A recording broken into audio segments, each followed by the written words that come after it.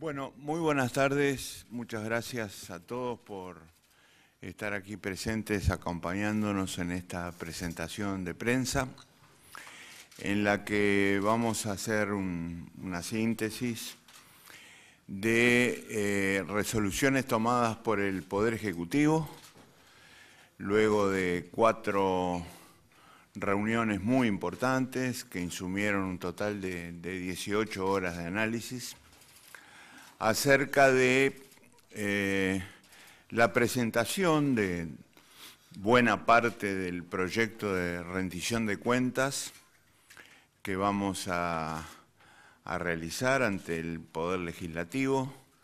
Ustedes saben que el plazo vence el 30 de junio, pero además en el marco de un conjunto de medidas de política económica que procuran tener en cuenta la situación especial que está viviendo nuestro país, precisamente como parte de lo que hemos llamado un proceso de enlentecimiento del crecimiento que nos ha obligado en primer lugar a revisar nuestras previsiones. Cuando digo nuestras previsiones, me estoy refiriendo fundamentalmente a las que realizamos en oportunidad de presentar el presupuesto el año pasado. En aquel momento, las previsiones a nivel de las grandes zonas del mundo, países avanzados, países emergentes,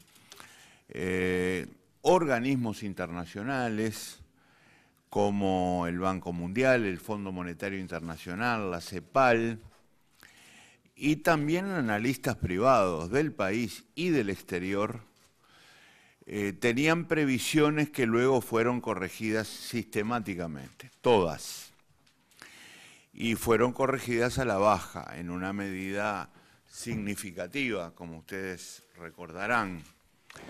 Yo recuerdo que la encuesta de analistas privados que realiza el Banco Central a mediados del año pasado mostraba una mediana, esto es una respuesta más frecuente, de 2,9%, muy cercana a la meta de crecimiento que propuso precisamente el gobierno en el presupuesto nacional. Pero no es posible que en todo el mundo se corrijan las previsiones por el empeoramiento del escenario global, regional y del vecindario, y Uruguay no lo haga. Por lo tanto, yo comienzo por decirles hoy que en esta rendición de cuentas va a haber una importante corrección de previsiones a la baja. Obviamente nuestra intención es seguir trabajando para que Uruguay mantenga condiciones de crecimiento, porque dada la situación regional y de los vecinos, crecer, aunque sea a una alícuota o una tasa baja, es una diferenciación importante. Y Uruguay tiene esa diferenciación y queremos que la mantenga. Pero el hecho es que nosotros habíamos pronosticado para el año pasado un crecimiento de 2,5% y crecimos 1%. Y eso nos lleva ahora, habida cuenta de este deterioro, sobre todo el segundo semestre del año pasado, en todas las zonas, en todas las regiones del mundo, hasta llegar a las más cercanas que yo he mencionado, nos lleva a tener para 2016 una previsión de 0,5 punto de crecimiento, para 2017 una previsión de 1 punto de crecimiento, para 2018 2 puntos de crecimiento y para 2019 3 puntos de crecimiento. Esto totaliza un crecimiento de 7,7 en todo el periodo, que más o menos se ubica en la mitad de lo que habíamos previsto cuando hicimos la ley de presupuesto. La diferencia es grande y por lo tanto tenemos que partir de esta realidad que cambió mucho en los últimos meses por las razones que yo ya establecí. Ahora bien, como ya nos ocurrió cuando venía gestándose este proceso, esto pega mucho en los ingresos públicos, porque si la actividad está por debajo de lo que nosotros habíamos previsto, si la actividad está por debajo de las necesidades que tiene el país en materia de actividad económica, los ingresos se deterioran. Y es muy importante que si nosotros no tenemos en cuenta esta menor recaudación, lo que sumado a los gastos ya comprometidos, da como resultado una situación fiscal preocupante, estaríamos cometiendo un error importante si no asumimos que esta realidad la tenemos que abordar en el día o en el momento de hoy, esto es, en esta etapa de evolución de la economía nacional. Sencillamente porque los desequilibrios fiscales como los que tiene Uruguay hoy, el observado es 3.6% sobre el producto, pero hay factores que tienden a que ese porcentaje aumente durante el transcurso de este año, no resulta sostenible en el mediano y en el largo plazo. Y no resulta sostenible porque esta trayectoria fiscal de no ser corregida generaría un mayor endeudamiento en primer lugar, sin duda. Ese mayor endeudamiento encarecería el acceso del Uruguay a los mercados y a los recursos financieros, pero al mismo tiempo conduciría seguramente a un deterioro de la calificación crediticia del país, que es uno de los factores que diferencian a Uruguay en la región y en el vecindario y que tenemos que cuidar absolutamente con mucha rigurosidad, por la importancia que tienen estos aspectos que acabo de mencionar, en lo que, como vamos a ver después, si ustedes quieren con detalle, puede ser la actitud contracíclica más importante que puede adoptar Uruguay en el marco de una situación complicada. Y esa actitud o ese camino contracíclico no es otro que la inversión y el crecimiento genuino de la economía. Si tenemos que corregir esta situación, tenemos que trabajar con los dos grandes componentes de la política fiscal. Por un lado los gastos, por cierto, y por el otro lado los ingresos. Y tenemos que hacerlo sabiendo que Uruguay ha construido fortalezas importantes, de las que dispone hoy. Fortalezas que, entre otros puntos de vista, son de naturaleza financiera. Hoy Uruguay tiene un muy buen nivel de reservas internacionales, aunque son mucho menores las de libre disponibilidad a las que aparecen en las estadísticas. Uruguay hoy tiene proporciones históricamente muy buenas de deuda neta respecto al producto. Hoy Uruguay tiene grado inversor en todas las calificadoras de crédito y en más de una, no en el escalón mínimo que nos separa del grado especulativo, sino en escalones que están superiores, están por encima del escalón mínimo. Hoy Uruguay tiene un acceso relativamente barato a los recursos financieros. Hoy Uruguay sigue demostrando la confianza de los inversores cuando realiza colocaciones domésticas en moneda nacional indexada, por ejemplo. Este es un conjunto de fortalezas, pero las fortalezas, si no se toman medidas correctivas, terminan por diluirse. Las fortalezas son importantes para los momentos de transición, como el que estamos viviendo. Uruguay hoy puede decir que tiene asegurado el pago de todas sus obligaciones de un año y puede decir también que tiene un comportamiento confortable y cómodo para enfrentar las obligaciones de 2 años.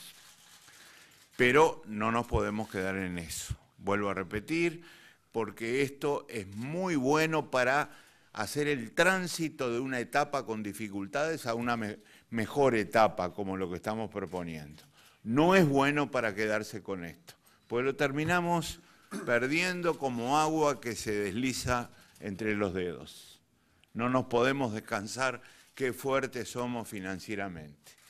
Aprovechemos la fortaleza para corregir, y para corregir de la mejor manera posible, pero no confiemos exclusivamente en las fortalezas.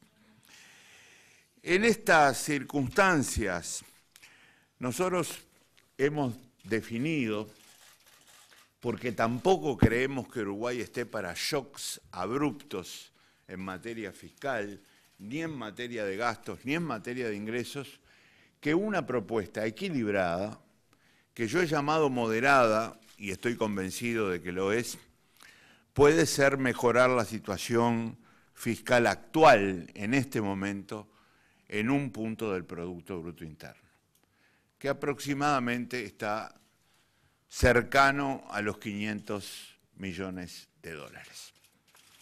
En el marco de algo que también hemos anunciado, no a propósito de esta rendición de cuentas, pero sí en charlas con ustedes sobre política económica, de la confirmación de una meta de desequilibrio fiscal de 2,5 puntos del producto para final del periodo. Lo que estamos proponiendo es ahora atacar inmediatamente, empezando por la rendición de cuentas, esta corrección de 1 punto en las cuentas fiscales. Por el lado del gasto público, obviamente, las medidas apuntan a contener el aumento, preservando el gasto social, esto para nosotros es muy importante, y la inversión pública. Por 2 razones que son fáciles de comprender. El gasto social no solo porque es ética y políticamente defendible, sino porque es una base de un programa por el que votó la ciudadanía. Y eso hay que mantenerlo, hay que defenderlo. Y la inversión pública, porque está llamada a cumplir un papel fundamental en esa búsqueda contracíclica de un camino genuino de crecimiento a través de la inversión, que por otra parte está llamado a cumplir un papel muy importante en el futuro para generar ingresos genuinos del sector público que nos permitan mejorar las cuentas fiscales. Entonces, las medidas tienen como objetivo proteger los logros ya alcanzados. En segundo lugar, evitar costos sociales que ninguno de nosotros queremos, obviamente. Y en tercer lugar, generar condiciones para seguir avanzando. Como por ejemplo cuando señalo que para nosotros es absolutamente fundamental apoyar el crecimiento genuino a través de la inversión. Comencemos por los gastos y vamos a dividir nuestra propuesta en materia de gasto público en 3 grandes capítulos. Gobierno central, empresas públicas, previsión social, que son 3 áreas del sector público en los que queremos actuar. Nosotros queremos reafirmar antes que nada nuestro compromiso con algo que está muy en el debe del país. Esto es mostrando un ancho campo de avance y de progreso que aún no hemos logrado, que es aumentar la eficiencia del gasto, mejorar la calidad del gasto. Y esto asume especial importancia, especial relevancia, cuando se percibe el escaso margen de maniobra cuantitativo que se tiene sobre el gasto público. Yo quiero recordarles que el 70% del gasto público uruguayo es endógeno.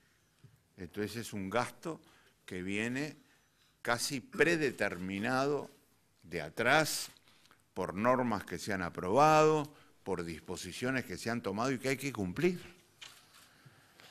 Pero quiero darles un par de cifras más para que ustedes vean. Donde el Poder Ejecutivo puede actuar más directamente es la Administración Central. La Administración Central es el 22% del gasto público. Y de ese 22%, el 54% son retribuciones personales. Entonces, teniendo en cuenta el carácter altamente endógeno del gasto y estas posibilidades de acción de la Administración Central, que además tiene, digamos, una fuerza reducida para actuar sobre los organismos del artículo 220 de la Constitución, revelan que el margen para actuar sobre el gasto está muy acotado, pero hay que actuar. La primera medida que yo quería considerar con ustedes, disculpen que los canse con algunas cifras, son las siguientes. De los 24.953 millones de pesos que están previstos de aumento de gasto para 2016 y 2017, 11.826, quiere decir casi la mitad, ya está determinado. Ya es un gasto que hay que realizar de cualquier manera. Ahí hay pasividades a pagar, hay seguros de desempleo a pagar, hay seguros de enfermedad y está el FONASA.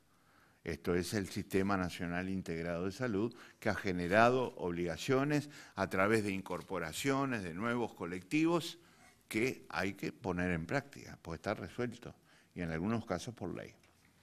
Entonces, reitero, 11.826 millones de pesos de un total de 24.953 millones de pesos previstos como aumento para los años 16 y 17, casi la mitad es endógena, ya está. Luego, en la ley de presupuesto del año pasado, se previeron 7.794 millones más para 2016. Y se previeron 5.333 millones de pesos de incremento para 2017. En resumen, el total de incremento de gasto previsto para los años 16 y 17, endógeno o exógeno, ha llegado a 24.953 millones de pesos. Nuestra primera medida propuesta es que de estos 24.953 millones de pesos, apenas un poco más de 10% que está previsto para 2017 se ejecute en 2018.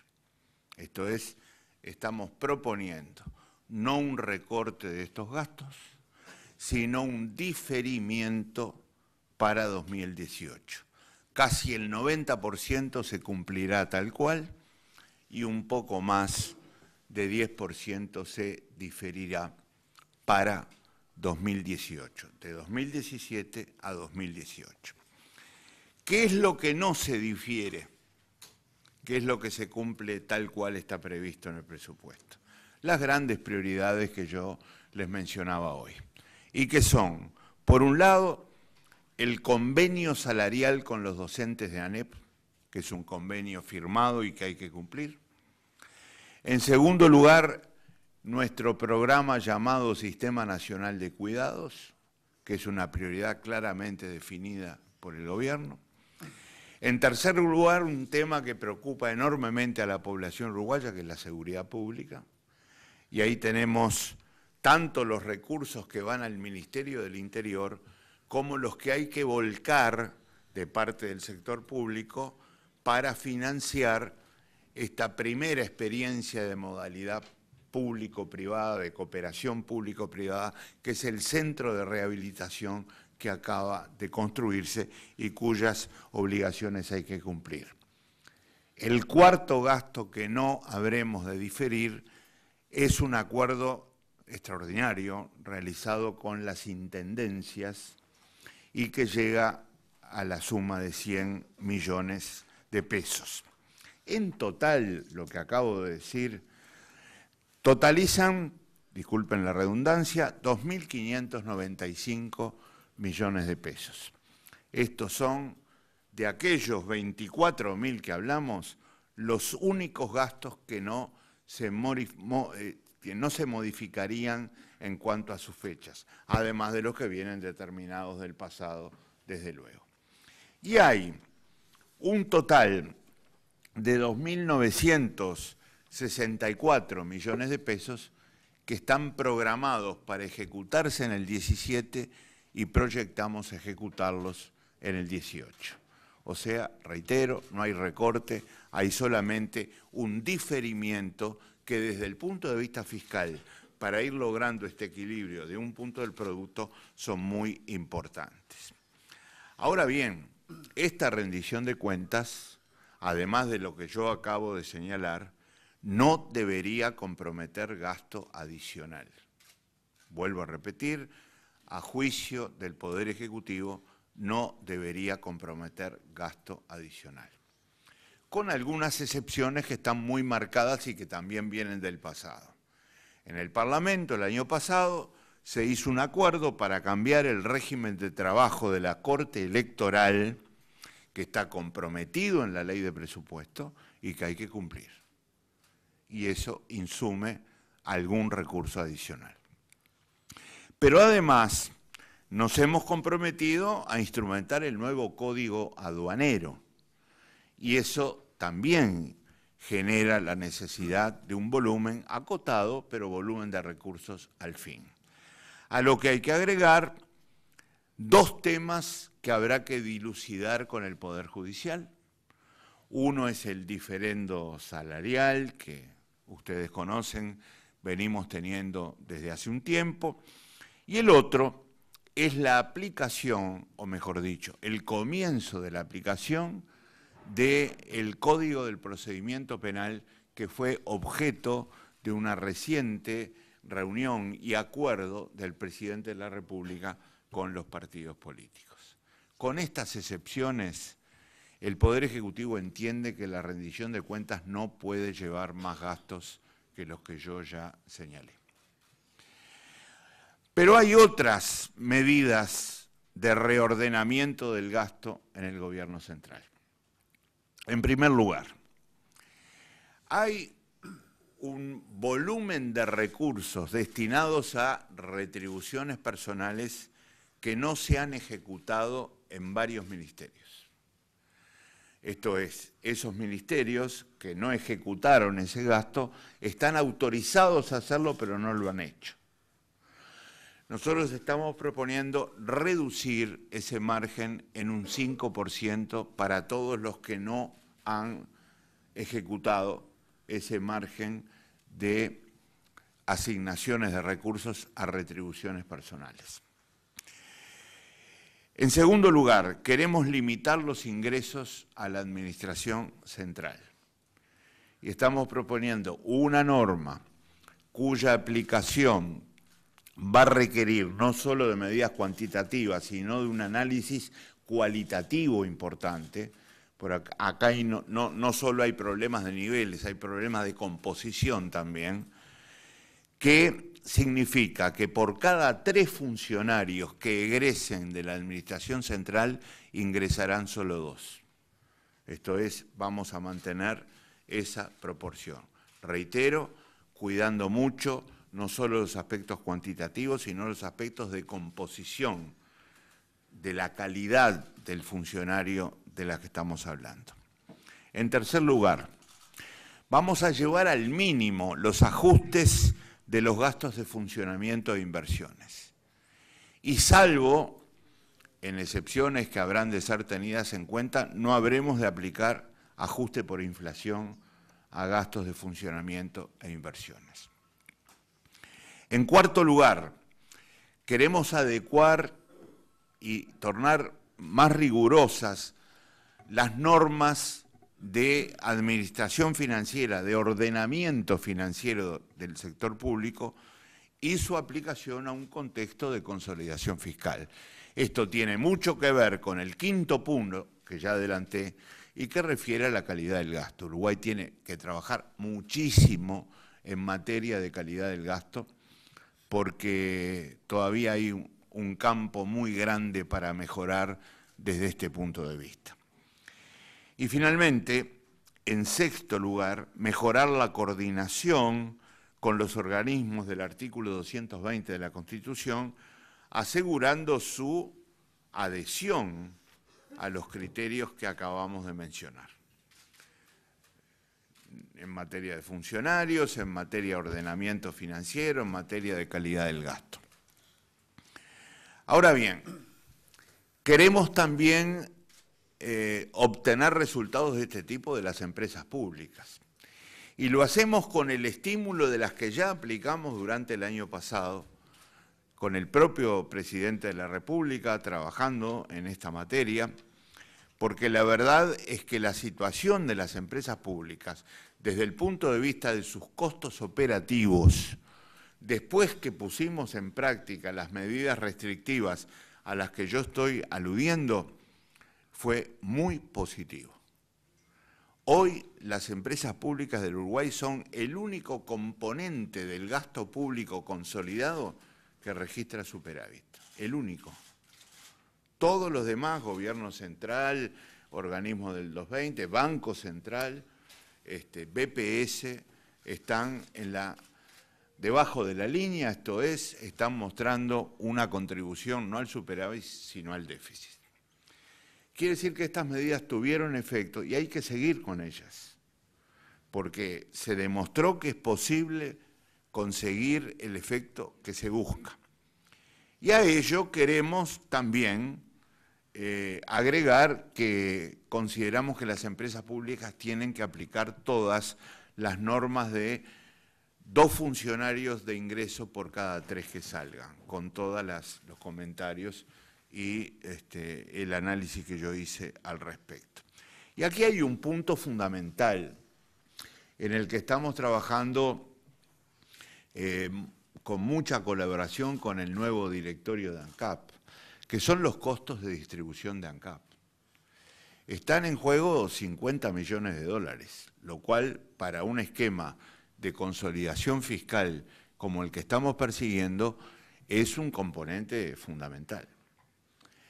Estamos hablando de las bonificaciones que reciben las estaciones de servicio y estamos hablando de los márgenes de utilidad de las marcas distribuidoras.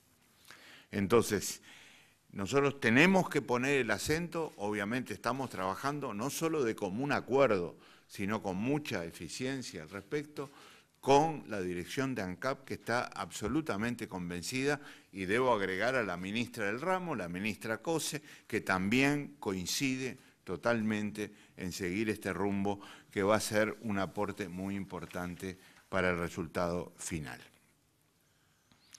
Vamos ahora al tercer capítulo que les propuse hoy, medidas relativas a la seguridad social. Nosotros hemos notado un incremento importante en las prestaciones del Banco de Previsión Social en los últimos meses.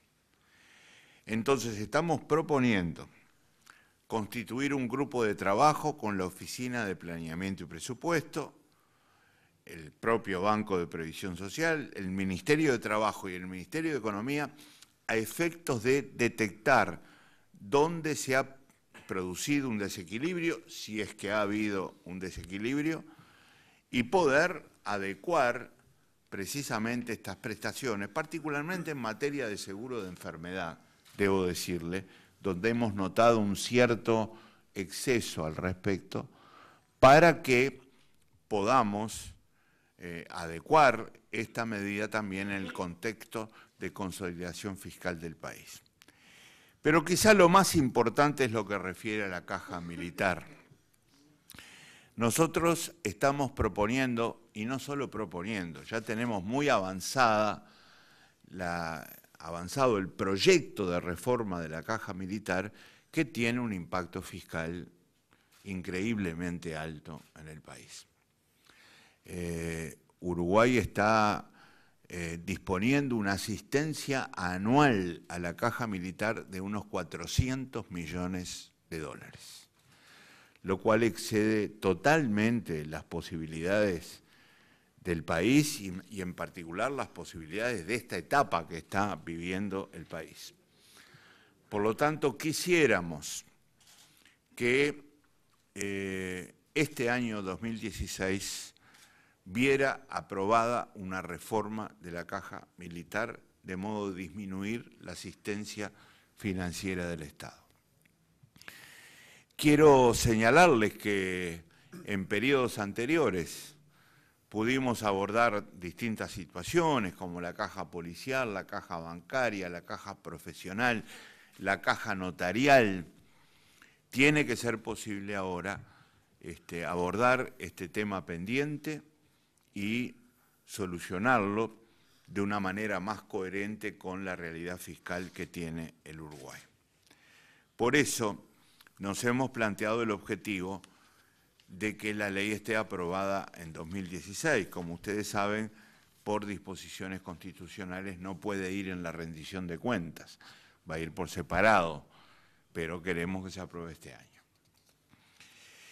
Y ahora vamos al otro gran componente de una política fiscal, que son los ingresos. Ustedes imaginarán que con las restricciones que tenemos en materia de gasto, esto es, con el margen acotado de intervención que tenemos en el gasto, no es posible prescindir, si es que queremos una consolidación fiscal sólida, del terreno o del instrumento de los ingresos. Y acá nosotros tenemos una base que quisiéramos mantener y que es una especie de rumbo, de orientación. Me estoy refiriendo al sistema tributario que el Uruguay inauguró e instauró en 2007 y que después fue cambiando, fue ajustándose. Pero ajustándose a la luz de tres objetivos muy importantes y de equilibrios asociados a esos objetivos que yo creo modestamente que hasta ahora hemos logrado mantener, pero que se pueden seguir acentuando. Los tres objetivos son equidad, que cada uno contribuya de acuerdo a su capacidad contributiva, valga la redundancia. El segundo, eficiencia, que haya el menor número de impuestos posibles en el país. Y recuerden ustedes que en 2007 eliminamos 15 de entrada. Y en tercer lugar, estímulos a la inversión, a esa inversión que necesitamos como el pan para que Uruguay recorra el camino genuino del crecimiento y podamos hacer política contracíclica, aunque sea desde este punto de vista que es fundamental. Eso genera equilibrios internos. O sea, no se puede comprometer la equidad para promover la inversión.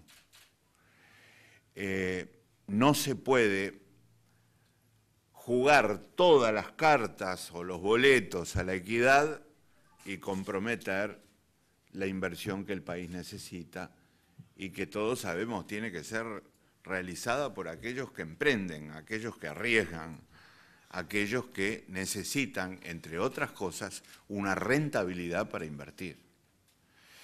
Por eso digo que hay objetivos y equilibrios generados por los objetivos. Y junto a esto, hemos venido siguiendo un camino ya desde 2007 que significó incrementar la importancia relativa de la tributación directa en relación a la indirecta, por una razón de coherencia con los objetivos. A nosotros nos parece que la tributación directa es mucho más equitativa que la indirecta. El ejemplo más claro de la indirecta es el impuesto al valor agregado, que no repara, no distingue en capacidades contributivas. Y el ejemplo más representativo de tributación directa es el impuesto a los ingresos, el impuesto a la renta. Por eso, sabiendo que aplicando estos principios el país ha mejorado la distribución de su ingreso, si uno sigue el índice de Gini en la trayectoria de la reforma tributaria ve que baja casi continuamente, salvo con alguna interrupción. El índice de Gini nos ayuda a seguir la evolución de la distribución del ingreso. Nos parece que es a partir de este rumbo, de esta orientación, que nosotros tenemos que diseñar medidas en el campo de los ingresos. Y la primera tiene que ver precisamente con este tema, porque queremos proponer una nueva reducción del impuesto al valor agregado, que como ustedes saben ya ha sido medida que ya ha sido puesta en vigencia, una medida similar me refiero, ya empezó a ser puesta en vigencia en 2007, cuando hicimos una importante reducción de la tasa básica y la tasa mínima del IVA, además de eliminar otro impuesto terrible que era el COFIS, hasta por el nombre era terrible, pero que se agregaba a los efectos indirectos del IVA. Es en este mismo camino que luego, como parte de la Ley de Inclusión Financiera, seguimos por la trayectoria de la rebaja del IVA y hoy lo queremos acentuar. O sea, queremos que los pagos realizados con medios electrónicos de pago disfruten de esta nueva reducción del impuesto al valor agregado. ¿Por qué? Por una razón muy sencilla. Hemos comprobado en el pasado que gran parte del efecto de las rebajas del IVA no eran aprovechadas por los beneficiarios a quienes intentábamos ayudar. Había un gran porcentaje del efecto de la rebaja del IVA que era absorbido por los intermediarios. Por lo tanto, ahora queremos asegurar que este beneficio que se agrega a los 2 puntos de IVA que ya se rebajaron mediante pagos hechos por medios electrónicos, se realicen de esta manera para asegurar que el beneficio llegará a su destinatario, que es el ciudadano uruguayo y sobre todo el más humilde, ¿verdad?, que puede a través de esta vía tener una mejora en su bienestar, en su calidad de vida, precisamente porque se le está disminuyendo un impuesto muy importante para los consumos que realiza. Y eso lo queremos complementar con algunos ajustes al impuesto a la renta personal en sus 2 categorías. La categoría llamada 2, categoría del trabajo, que en realidad involucra un amplio espectro de ingresos en el país, y la categoría 1, llamada rentas del capital, que refiere principalmente a ingresos o rentas provenientes de colocaciones financieras. Ustedes ya conocen las franjas del impuesto a la renta personal categoría 2 y saben bien cómo se aplica. Es un impuesto progresional, no nos podemos ubicar en cada franja en particular para saber cuánto es la recaudación de cada franja. El impuesto se va liquidando por franjas, en cada franja se paga la tasa correspondiente a esa franja y luego se sigue avanzando. Quiere decir que no se puede individualizar el impacto de una franja solamente sin tener en cuenta el efecto recaudatorio sobre todo un impuesto que además se liquida anualmente. No nos olvidemos. Sabemos bien que tenemos un mínimo no imponible de 23.380 pesos que no paga impuesto a la renta.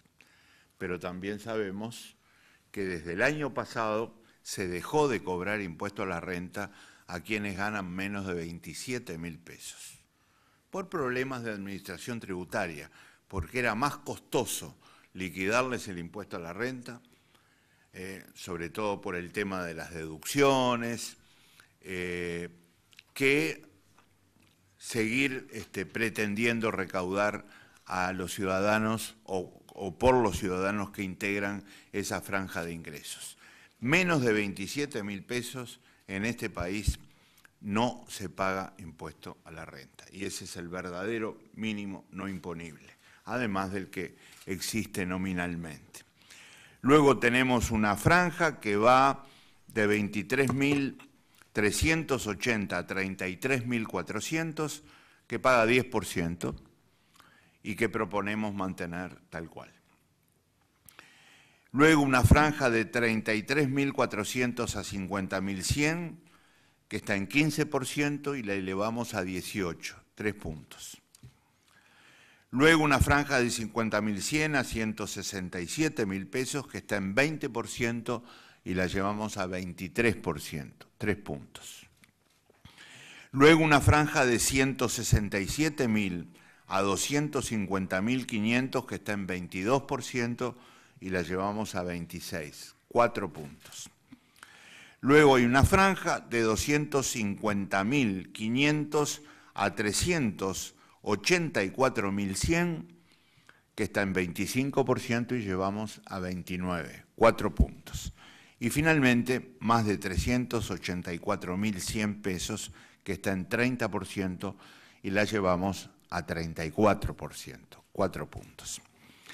En la misma línea, proponemos modificar los números del impuesto de asistencia a la seguridad social, que en su momento se creó ante un fallo de inconstitucionalidad de parte de la Suprema Corte de Justicia.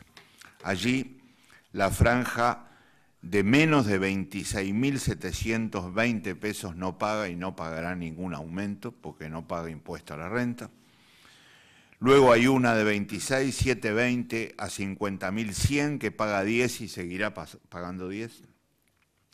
Luego una de 50.100 a 167.000 que paga 20 y pasará a pagar 23, 3 puntos de diferencia. Y luego una franja de más de 167.000 que paga 25 y pagará 29. Esto es 4 puntos.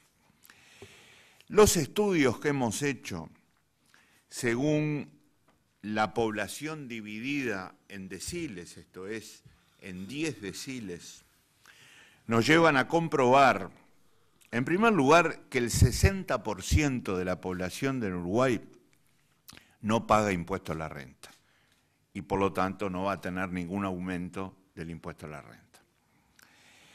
Las 7 primeras franjas de los deciles, esto es el 70% de la población del Uruguay, no va a tener ningún aumento por esta razón.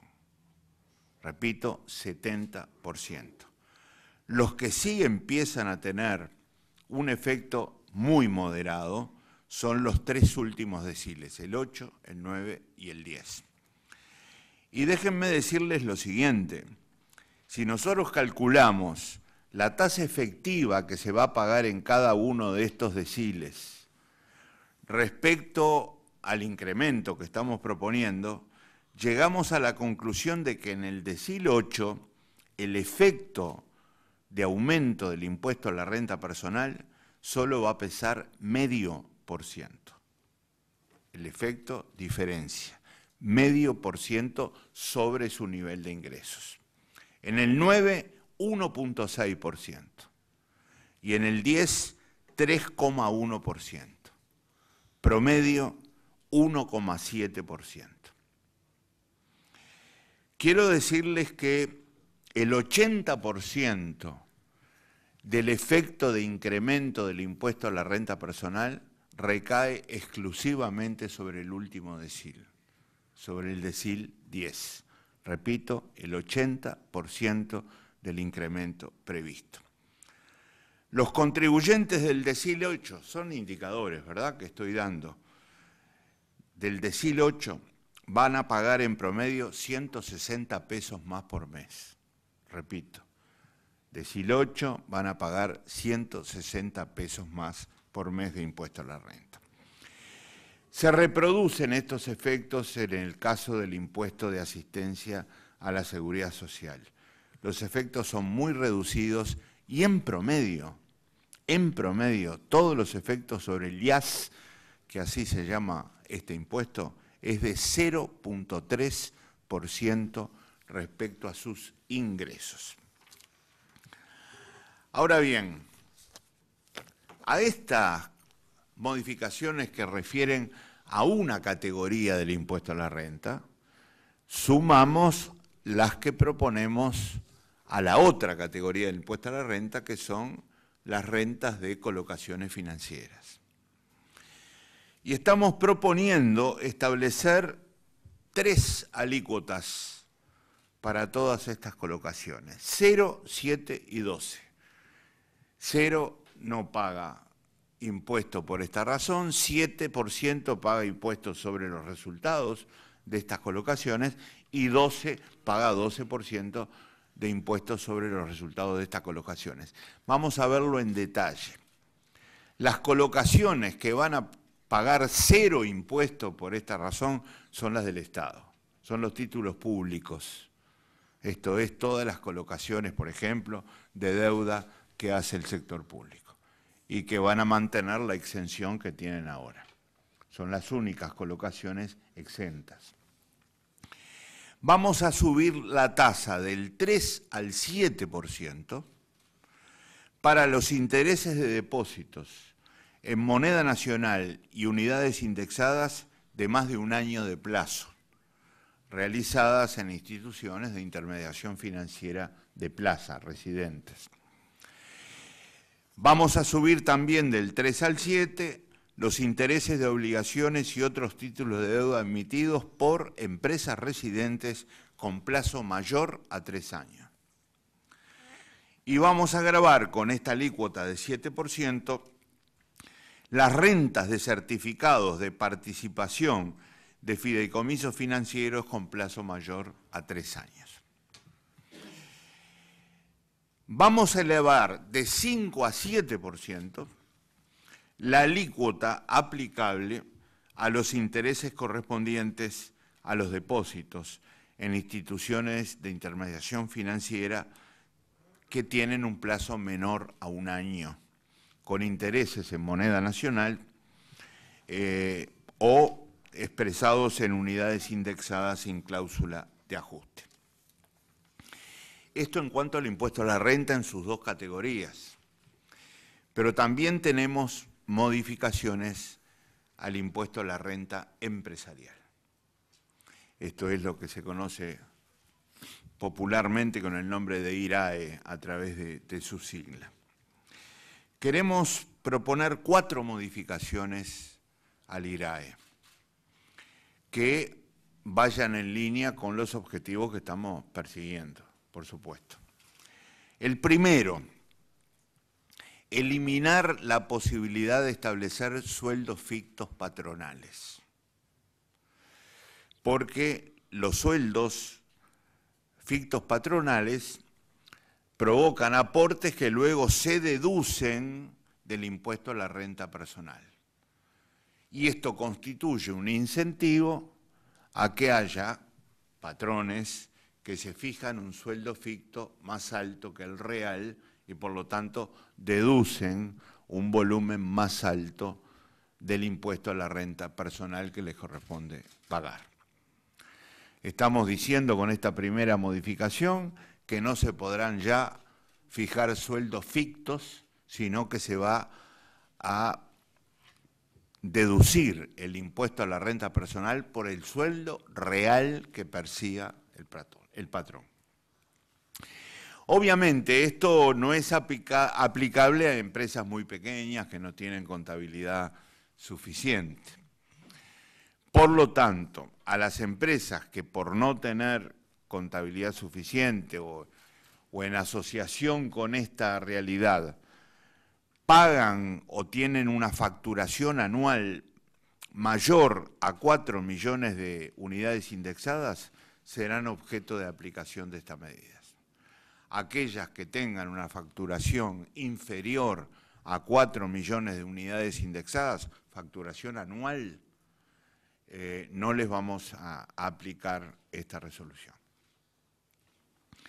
Segunda propuesta. Hay un régimen de deducción de pérdidas fiscales.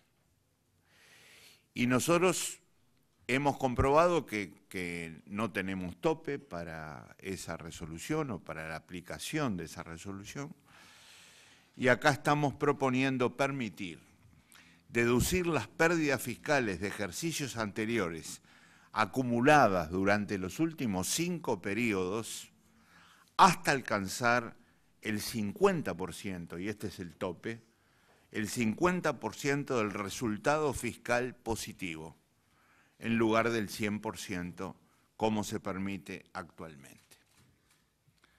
Estamos topeando entonces la posibilidad de deducir pérdidas fiscales de un resultado positivo, pasando del 100 al 50. En tercer lugar, ha habido una escasez de distribución de utilidades muy importantes en los últimos años. Esto es, hemos comprobado que hay un gran volumen de utilidades que no se distribuyen. Y esto tiene consecuencias fiscales, porque como ustedes saben, las utilidades, la renta del capital productivo, la renta empresarial paga 25% de impuestos y un 7% adicional si distribuye utilidades. Una forma de eludir esa obligación es no distribuirlas. Y la verdad es que nos ha llamado la atención el alto volumen de utilidades no distribuidas que hay en el país. Por lo tanto, vamos a considerar las utilidades no distribuidas generadas con una antigüedad superior a 3 periodos como distribuidas, siempre que no hayan sido reinvertidas, porque una posibilidad virtuosa de la no distribución de utilidades es reinvertirlas, y eso lo queremos. Nosotros queremos que haya reinversión de utilidades. Lo que no queremos es que haya una elusión de una parte del impuesto a la renta empresarial por no distribuir utilidades. Entonces, vamos a considerar, como les digo, las utilidades no distribuidas generadas con una antigüedad superior a 3 periodos como distribuidas, y van a tener que pagar el impuesto adicional de 7%, salvo que hayan sido reinvertidas, como dije recién. Finalmente, queremos gravar con el 7% por impuesto a la renta categoría 1, esto es rentas financieras, la distribución de utilidades actualmente exonerada de sociedades con contabilidad suficiente, porque son empresas prestadoras de servicios profesionales y personales. Estas empresas tienen una exoneración por este concepto que nosotros queremos eliminar, y lo queremos hacer precisamente para aquellas empresas de una envergadura tal que contabilidad suficiente les permita demostrar en qué situación se encuentra. Es muy similar al punto 1 de los 4 propuestos y que refería a los sueldos fictos patronales. Estas son las medidas que estamos proponiendo, tanto en el campo de los gastos como en el campo de los ingresos. Y me gustaría terminar esta exposición, les pido perdón por lo extenso de la misma, pero son temas que hay que explicar bien porque se prestan muchas veces a confusiones conceptuales que es preciso aclarar. Terminar poniendo el acento en lo que yo considero es el camino que Uruguay habrá de tener que seguir, y que ya lo mencioné muchas veces y por ello también pido perdón. inversión y crecimiento como resultado genuino de la inversión. Uruguay no tiene malos números en materia de inversión, aún en este contexto de desaceleración. Ustedes saben que en los últimos tiempos todo el panorama general de la inversión uruguaya respecto al producto ha tenido un cambio estructural fundamental. Hoy se invierte una proporción mucho más alta del producto que la que se invertía históricamente en décadas atrás. Y esto como que es una parte importante de la nueva cultura económica del Uruguay. Y al mismo tiempo, resultado de las fortalezas que hoy mencionábamos, la calidad institucional es una de ellas. Uruguay es un país respetado por su calidad institucional, pero también lo es la diferenciación que ha logrado el país, la confianza que ha logrado mantener, la calificación alta de riesgo crediticio que tiene. Y entonces, en esas circunstancias, tenemos que apostar a este camino porque es posible, no es un sueño, no es una aspiración, no es simplemente un deseo o un pensamiento lleno de deseo, como dicen los anglosajones. Esta es una traducción libre, ¿verdad?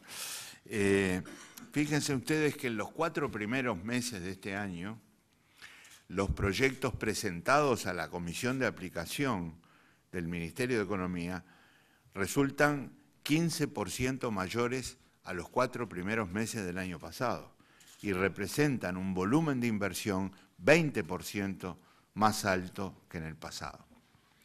Pero Uruguay también trabaja hoy con proyectos muy concretos de inversión importante en varios sectores de la economía, que ya no son los tradicionales, como la agroindustria alimenticia, el complejo industrial forestal. Hoy estamos hablando de industria farmacéutica, estamos hablando de industria audiovisual, estamos hablando de servicios globales, estamos hablando de turismo. Ha habido una gran diversificación de orígenes de la inversión llegada a Uruguay, y también tenemos que hablar de una diversificación de destinos de la inversión en el Uruguay. Así que creo que debemos apostar este camino. Ahora, en el corto plazo, la consolidación fiscal es una de las herramientas fundamentales, como lo es el combate al otro gran desequilibrio macroeconómico que tenemos, que es la inflación. Obviamente, no hay una separación tajante entre uno y otro, están vinculados, ¿verdad? Porque la inflación no se corrige solamente con disciplina monetaria, se corrige también con aporte fiscal. Y el aporte fiscal es el que tenemos que lograr a través de estas medidas que procuran una consolidación de este importante ámbito de la realidad económica del país. Bien, hasta aquí hemos llegado. Les agradezco mucho la atención prestada y, por supuesto, estamos a la orden aquí con mis compañeros para responder las preguntas que ustedes entiendan necesario formular. Sí, buenas tardes para todos. Javier Lazarte, Canal 12. Señor Ministro, por supuesto hay muchos temas para enfocar y poner la atención en cada uno de ellos. Me centro particularmente en el tema de esa rebaja del IVA, que no sé si usted mencionó la cifra, creo que es del 2%, por lo menos no está hecha, no se dijo, o yo no lo entendí. En 2 puntos, sí. 2 puntos, sí, 2 puntos de que IVA. se agregan a los que ya están. Exactamente, ahí está. Entonces la pregunta es esta. ¿Qué merma piensan ustedes que puede tener eso en la recaudación, obviamente, de este tributo? ¿Y cómo se piensa resarcir, digamos, el gobierno central justamente de esa merma en la recaudación, que 2 puntos parece ser un signo muy importante, ¿no? 50 por punto. 50 de los 2 puntos. Perdón, no hablemos de resarcir, porque esta es una propuesta global que intenta tener coherencia interna, ¿verdad? Entonces yo no puedo decir, bajamos estos 2 puntos que nos cuesta, entre comillas, tanto, y lo reemplazamos por esto otro. La propuesta es global y naturalmente responde a los equilibrios que estamos intentando buscar. La respuesta concreta es que significa resignar a una recaudación de unos 50 millones de dólares.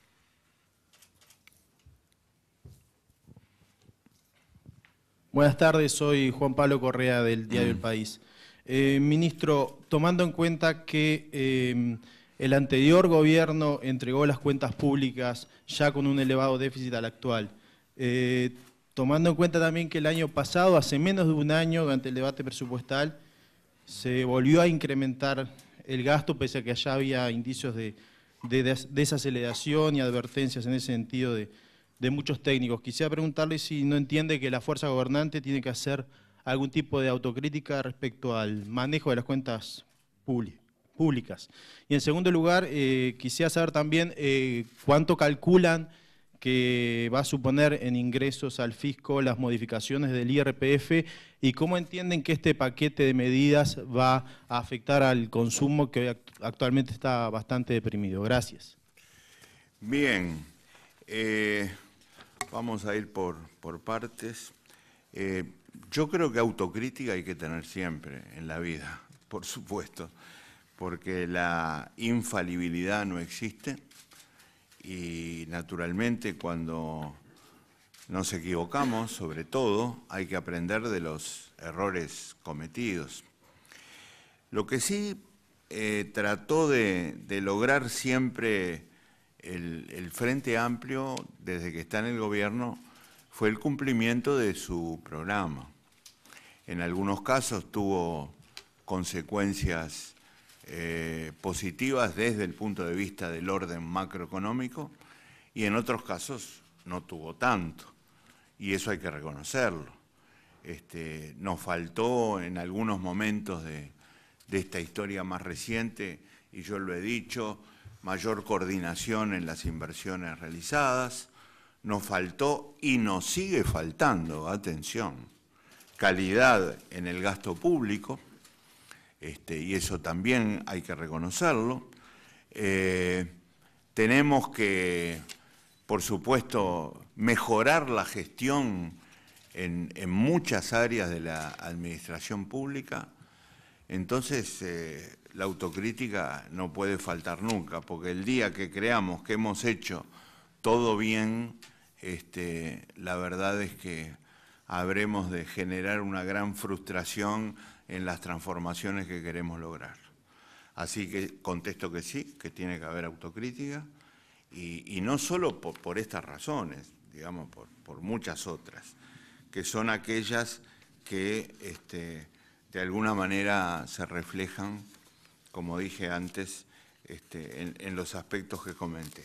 La otra pregunta se refiere a los, si no me acuerdo mal, a los efectos de los cambios. ¿Cuánto calculan aproximadamente que va a suponer de ingresos para el fisco las modificaciones previstas en el IRPF? Bueno, yo lo que voy a contestar es dos cosas. Empiezo por la segunda. Lo que nosotros pensamos es obtener de todo este programa una adecuación fiscal equivalente a 1% del producto. Y la otra cosa que quiero señalar es que no tengo aquí un número para hacer una previsión sobre la evolución del consumo.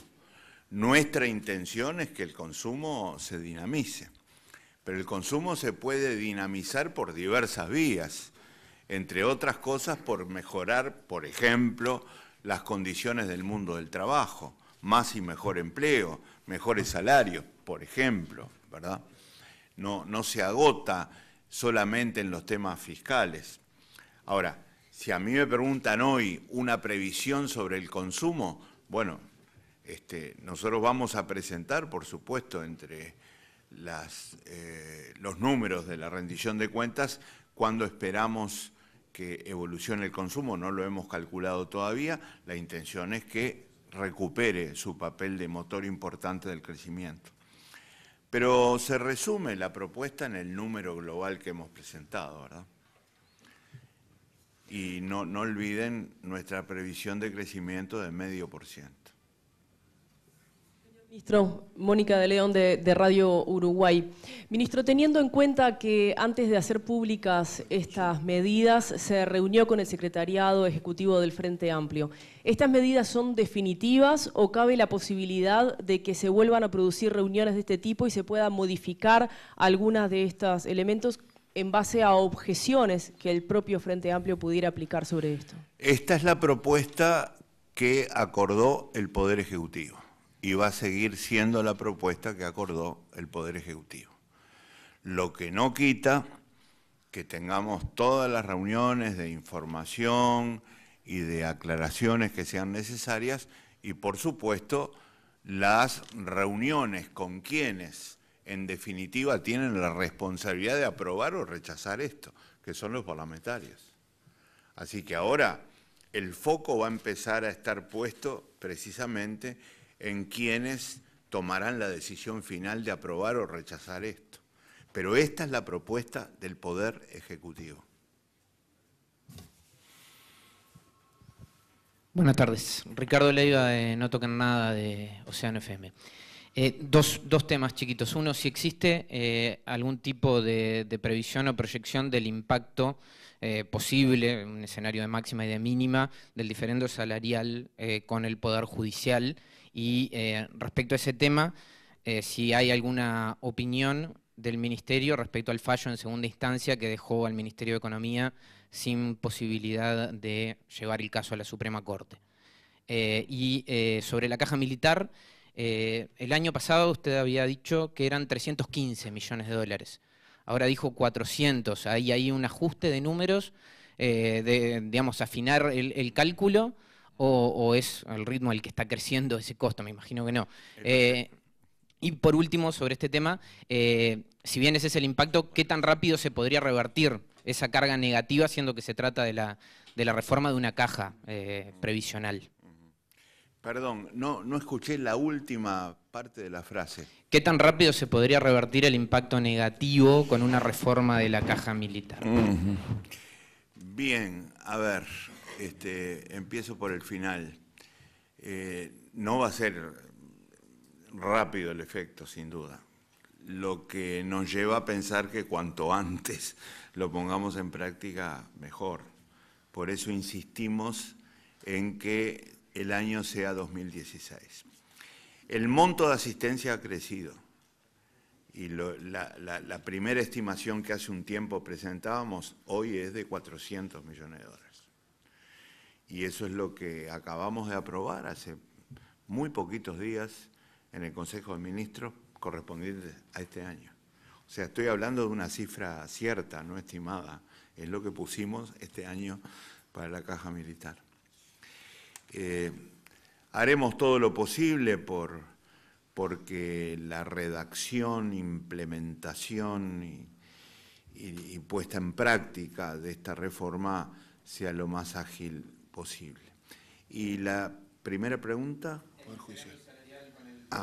Perdón, no tenemos una definición al respecto. Esto está en el terreno de lo que es la negociación.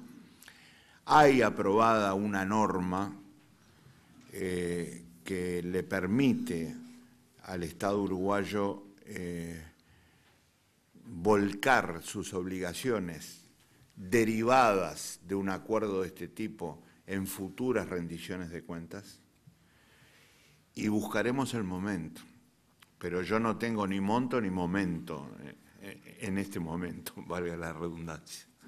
¿Y el fallo de apelaciones? ¿Perdón?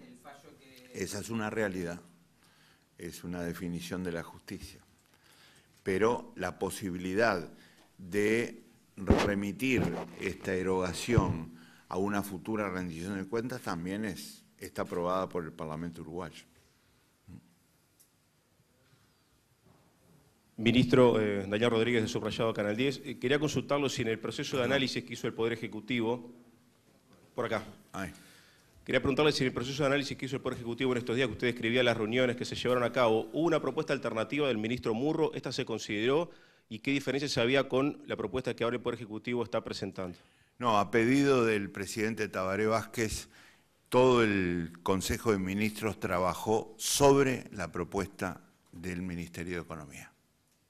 ¿Pero hubo otra propuesta? ¿Perdón? ¿Hubo alguna otra propuesta más que por lo menos se puso sobre la mesa? No, lo que hubo fueron consideraciones de los diferentes ministros.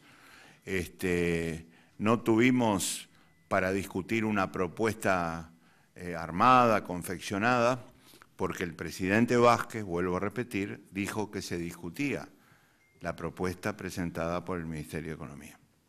Sobre esa base, y sobre esa base se discutió. O sea, no hubo otra propuesta sobre cuya base se haya discutido. Ahora, naturalmente hubo acuerdos, discrepancias, pero hoy todo el Poder Ejecutivo está encolumnado detrás de esta que estamos presentando hoy. Ministro, buenas tardes. Rafael Guardia de Canal 5.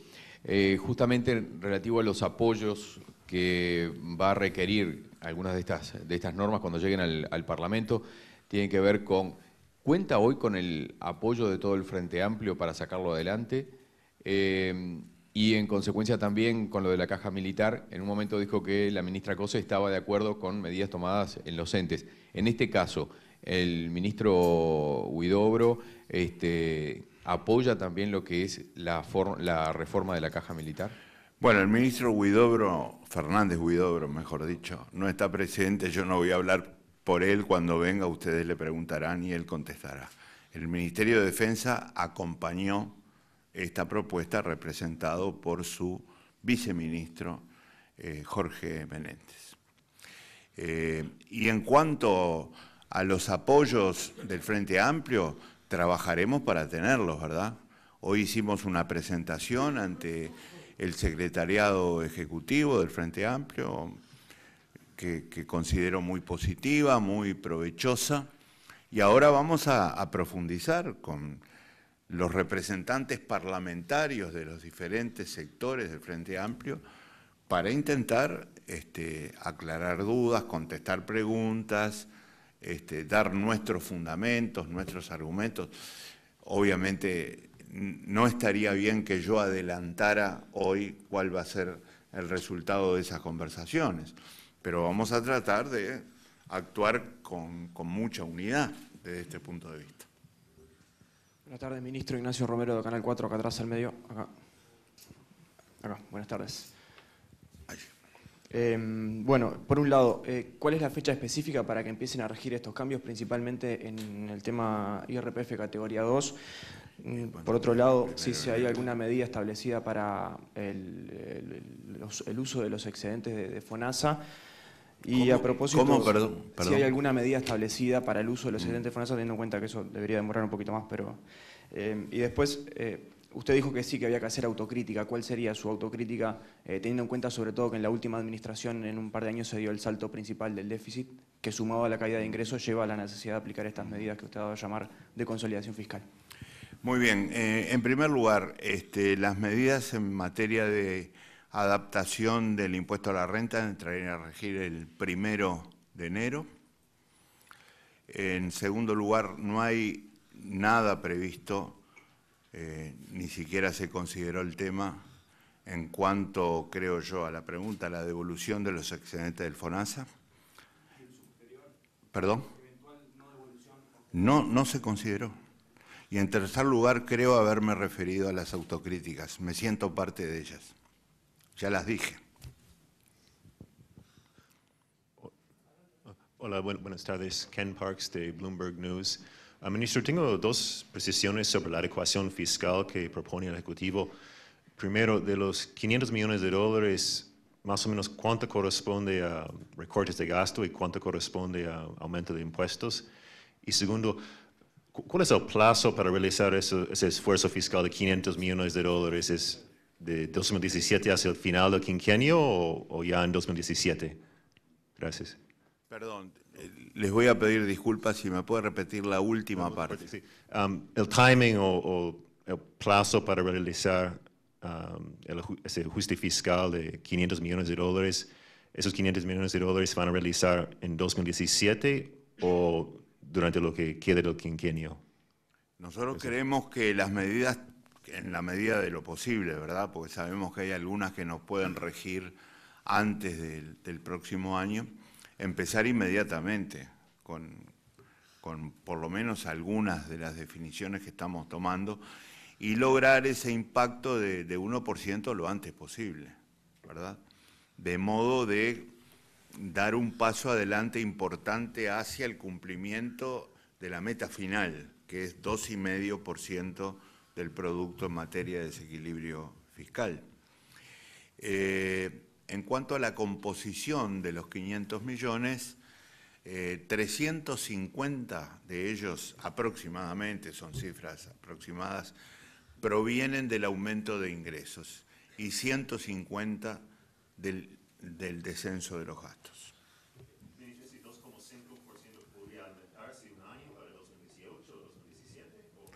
Esa es nuestra meta para 2019, ¿verdad? Sigue siendo para 2019. Aquí atrás, Javier Rivas, de Agencia EFE. Acerca de esos gastos que se van a diferir para 2017 y 2018, se han mencionado la parte que no se va a afectar, pero quería saber cuáles serán las áreas afectadas en esos gastos que se van a diferir. Un segundito que vamos a buscar el cuadro. Yo no diría que son afectadas, ¿verdad? Porque son diferimientos por un solo año de los gastos. Ahí tenemos gastos de la Administración Central, algunos de los organismos del 220, otros que son subsidios y subvenciones que integran todas las leyes presupuestales, o sea, entidades que son subsidiadas y subvencionadas por el Estado, y finalmente lo que se llama diversos créditos. Ahí hay un conjunto de temas. Después, si ustedes quieren, pueden tener el detalle fundamental, tenemos una presentación hecha, se la podemos entregar, pero en todo caso, yo subrayo, no son instituciones afectadas, simplemente van a tener que diferir sus incrementos presupuestales, no sus presupuestos, en un año. Por acá, Lourdes Rodríguez de Brecha. 3 cosas. Una de forma, porque le pido disculpas, pero no lo entendí bien, sobre el incremento, la reducción del IVA. Sería que a partir del 1 de enero de 2017, quienes usen medios electrónicos reducen 4 puntos de IVA o todas las personas. Esa es una aclaración, digamos, de forma. Y después 2 preguntas. Uno, con el capítulo de las empresas públicas y el superávit, si hay posibilidad de que haya nuevos ajustes en las tarifas públicas en este año. ¿Cómo? Nuevos ajustes en las tarifas públicas en este año o en el 2017. Y la tercera tiene que ver con el salario real. En marzo, creo que si no me equivoco, en marzo o fines de febrero hubo una reunión con el PIT-CNT donde el presidente Tabaré Vázquez ratificó que no va a haber aumentos, modificaciones en las pautas salariales, pero se dejó como un camino abierto a ver la evolución de la inflación. La pregunta es si esto sigue en pie o si hay posibilidades de rever las pautas salariales a mitad de año, como fue lo que acordaron. Bueno, la aplicación de las medidas impositivas es toda a partir del 1 de enero. En segundo lugar, la reducción del IVA opera para los pagos realizados con medios electrónicos, por aquello de que queremos asegurar que el efecto le llegue efectivamente al beneficiario. En tercer lugar, los lineamientos salariales, según el propio presidente ha anunciado, no se modifican. Nosotros creemos que le han dado mayor flexibilidad y coherencia al manejo de los instrumentos de la política económica, y sobre todo le han dado mayor consistencia con la política monetaria y la política fiscal. Confiamos en que no haya retrocesos desde este punto de vista. Es más, hemos tenido el mejor comienzo de año desde 2013, desde el punto de vista salarial. porque en los 4 primeros meses del año el salario real medio de los uruguayos creció y el promedio de ingresos por hogar de Uruguay, considerado en su conjunto, también creció. Por lo tanto, no arrancamos mal. Ojalá podamos mantener este ritmo de aumentos que seguramente van a ser inferiores quizá a los de años anteriores, pero que van a suponer una consolidación de los niveles de empleo y al mismo tiempo van a eliminar posibilidades de retraso en cuanto a las conquistas, a los logros alcanzados hasta ahora.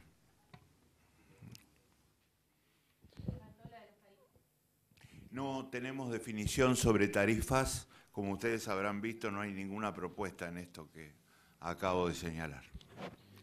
En torno a eso, ministro, a la inversión pública, desde el PIT-CNT se ha también reclamado un mayor incremento. ¿Hay alguna posibilidad? ¿Hay un espacio fiscal ahí? Bueno, tenemos entendido que el volumen de inversión que estamos proyectando para todo este periodo es muy importante.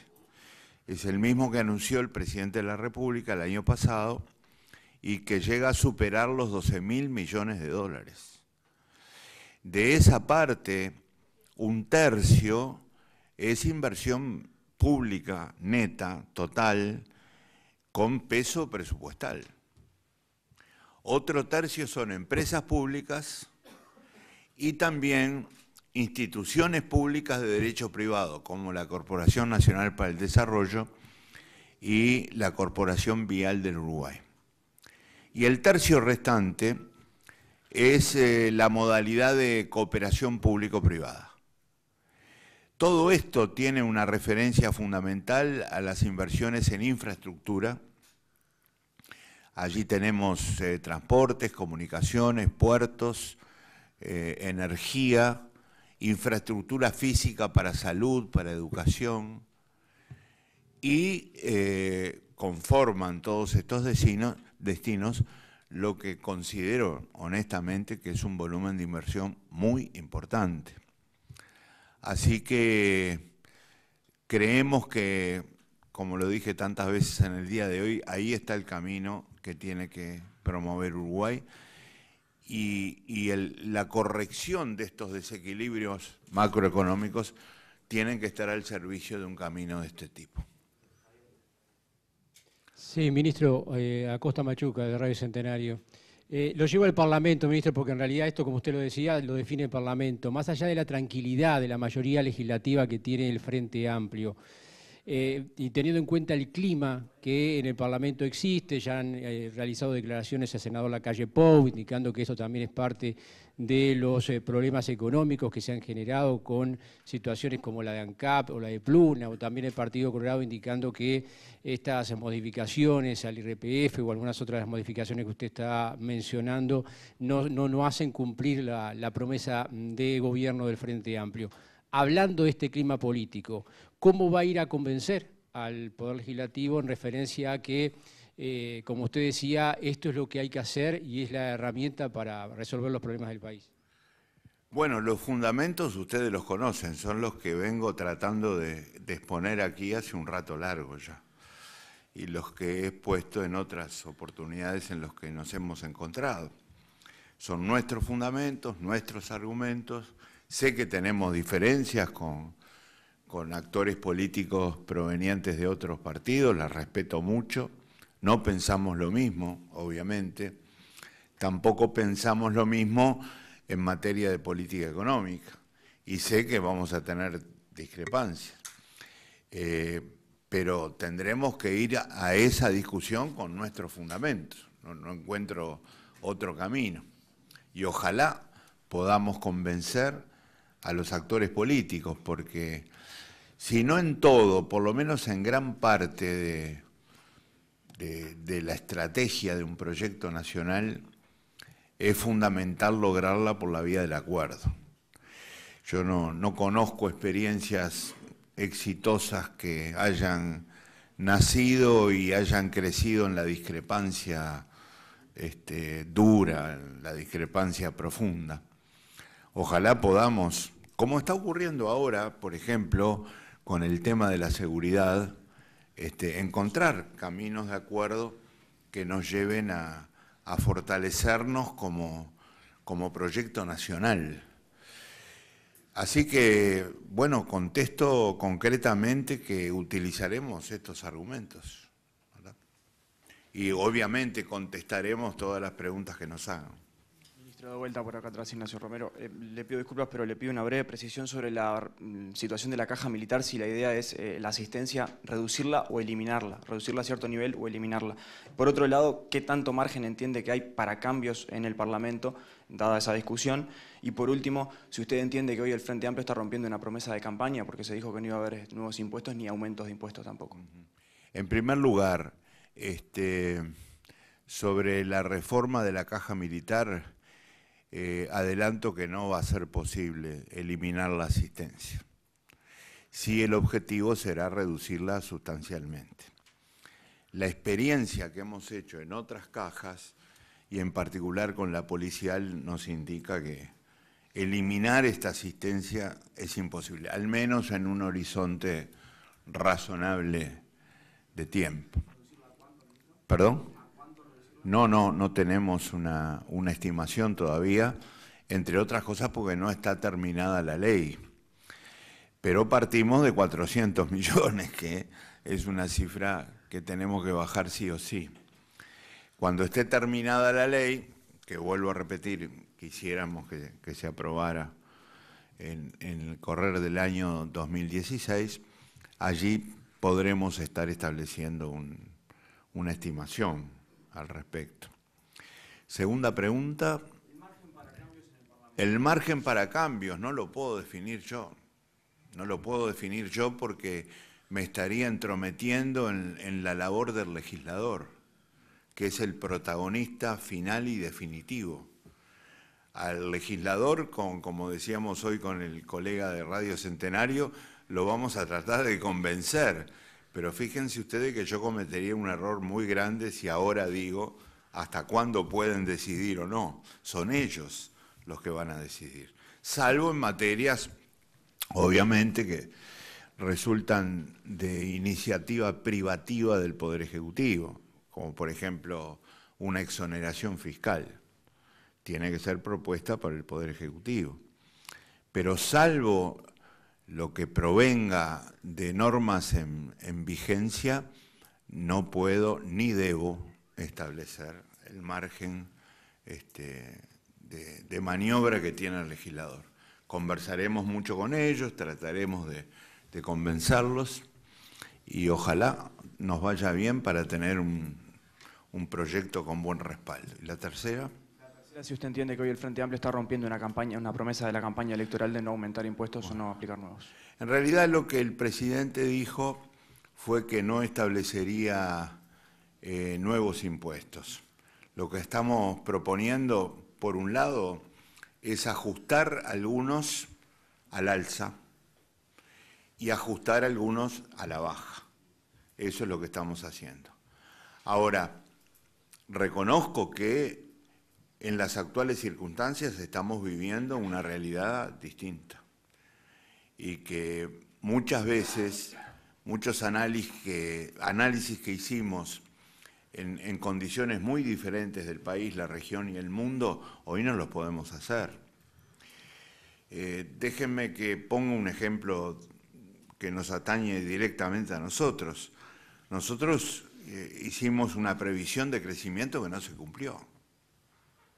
Ahora, no se cumplió en un mundo que cambió muchísimo, en 6 meses. Entonces, de acuerdo, puede haber habido cambios en la forma de presentar ciertas acciones políticas públicamente, pero me parece que no es del todo sano valorar esos cambios sin tener en cuenta el escenario, el contexto social, político, nacional e internacional en el cual se hicieron. Ministro, yo de vuelta, Mónica de Radio Uruguay. De antemano le pido disculpas si mi sentido común es equivocado, pero mirando el incremento del IRPF en las franjas que usted dictó y teniendo en cuenta que probablemente mañana sea lo que más impacte en la población cuando demos a conocer toda esta información que usted acaba de dar, quizás no porque sea la medida más drástica a su criterio, pero sí porque la gente sea lo que entienda más rápido y lo que le duela más en el bolsillo. Basándonos en esta premisa que más temprano dijera el presidente Vázquez de que va a pagar más el que tiene más, apenas hay un punto de diferencia entre el incremento de las franjas más bajas que van a pagar IRPF, por ejemplo, entre los que pagan 33.400 y 50.100 se les sube un 3% del 15 al 18, y las franjas más altas que pagan IRPF por encima de los 250.000 pesos van a haberse incrementado su IRPF en un 4%, solo un punto más que los que ganan menos dentro de estas franjas. ¿Cómo se explica eso, o esto sería un elemento que podría eventualmente modificarse si el Parlamento no se lo llevara como está previsto? Este no es el mejor camino para analizar los efectos del impuesto a la renta personal que existe en Uruguay, que es de difícil liquidación, porque no es como antes, aquel viejo impuesto a los sueldos tan injusto que había, que si uno caía en la franja del 7, todo el ingreso pagaba el 7 sin ningún tipo de deducciones, o si caía en el 5, todo el ingreso pagaba el 5 y así. Este es un impuesto progresional. Entonces, para cualquier retribución hay que ir liquidando el impuesto por franjas. Entonces, no es un buen camino estudiar el efecto diciendo acá hay un puntito más que en esta franja que en esta otra, porque nos lleva a conclusiones equivocadas. ¿Me explico? Recuerden siempre cómo se liquida el impuesto a la renta personal, por franjas. Si hay una retribución X, una franja de X pagará tanto impuesto, otra franja de X, pero sigue siendo X, pagará tal tasa de impuesto y así sucesivamente. Y todo eso arroja un resultado global. No lo puedo analizar diciendo en la franja de arriba hay un puntito más, no se puede analizar así.